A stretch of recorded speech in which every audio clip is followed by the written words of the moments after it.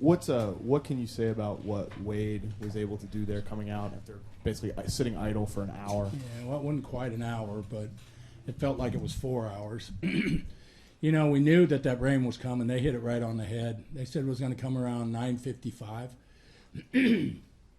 Our plan in the 8th inning was hope to get Madsen through the 8th right there because we knew the rain would probably come. We didn't want to bring Wade in that inning unless we absolutely had to.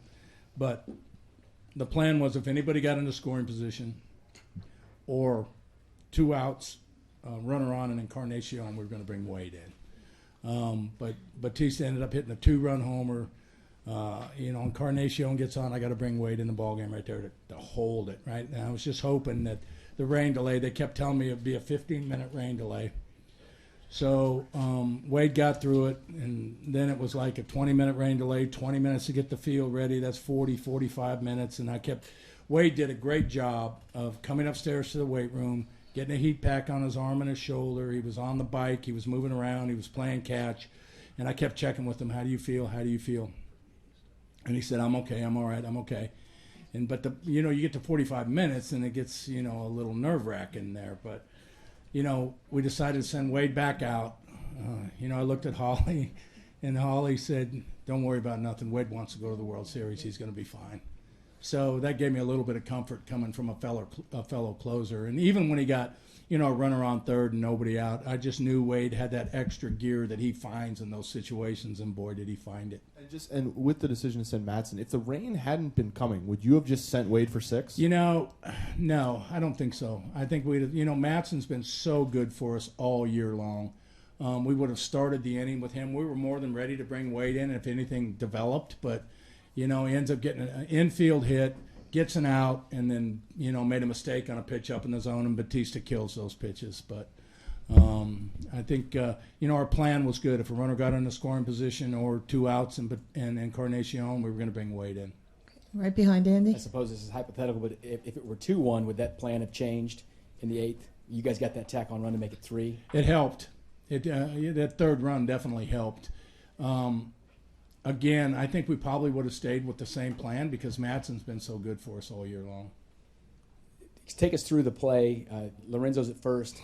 Hosmer hits the ball down the line. I talked to Jersh out in the field. He said he made the read that Batista had been throwing the ball in second.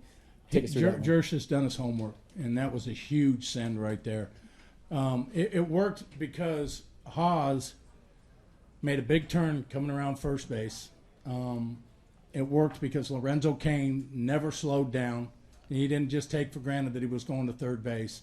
And Jersh knew that in those situations, Batista comes up and fires to second base and was waving them all along. It was a huge send by Jersh. But, it worked because Haas ran the bases hard and because Cain ran the bases hard. Did you know right away when he threw the ball to second? No, I was watching Haas because I thought Haas was going to try to go to second. And I watched the throw, and then, I saw Haas go back, and then I heard the crowd scream, and I turned, and Lorenzo was sliding it at home. Okay. Right here. Can you just talk about the resiliency of your team tonight, the way they kept coming back? Well, yeah, this club has a lot of determination. We're facing the Toronto Blue Jays, which is just, they're dangerous in so many ways. And you come into this game, you're hoping that your starter can get you through 5, and Ventura did that. He started to labor a little bit at that point. He brought in Herrera, did a great job of shutting down the offense. Jose Bautista's, he's a phenomenal hitter. You make a mistake, and he does not miss it. I think they've got the MVP in Josh Donaldson over there. Just a tremendous club. Their pitching is so solid. Gibby did a great job with those guys all year long. David Price threw a great game. We scored 2 runs on 2 hits. We couldn't bunch together any offense against him. But it was a huge hit that Rios got again. What a great postseason he's had, and now get to play in his first World Series. But our guys just. From the first day of spring training, their focus was to get back to the World Series, and they accomplished that tonight. Last question, Andy. The Batista home run is like a massive gut punch, I imagine, for you guys. Did the rain delay at all help, just giving you guys some time to regroup? And No. No, the rain delay was kind of a pain in the ass, Andy. Fair enough. Well, what was the mood like in the clubhouse during that? Everybody was fired up. Our club does not mind being tied late because they know that our bullpen's strong and they know that our bullpen will hold the fort until we can score a run.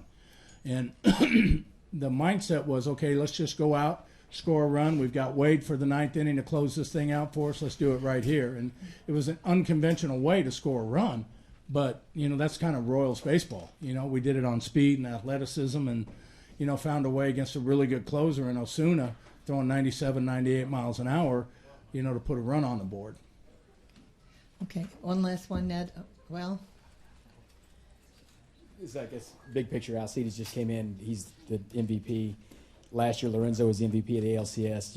You got both those guys in that Zach Greinke trade. Just take us back to what that trade meant. I remember when it first announced, you talked about these guys coming over here, what they've meant to you. Both of those kids I knew from being over there.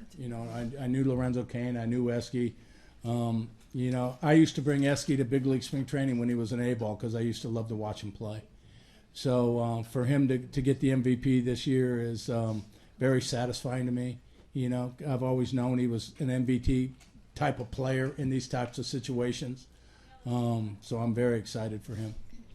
real quick, okay? Yeah, I know you got a lot of emotional players on this team, but Mike Moustakas might be the most of them. And with all he's been through this year, and to see him have a big night tonight, I just wonder how gratifying this is for you to see that. Well, not so much gratifying as more than just expecting him to have a big night. Every hit that he's gotten in these playoffs has been a huge hit. He hasn't got a lot of them, but every hit that he's gotten has been a huge hit. And tonight, I expected him to kind of do something special tonight, and he did.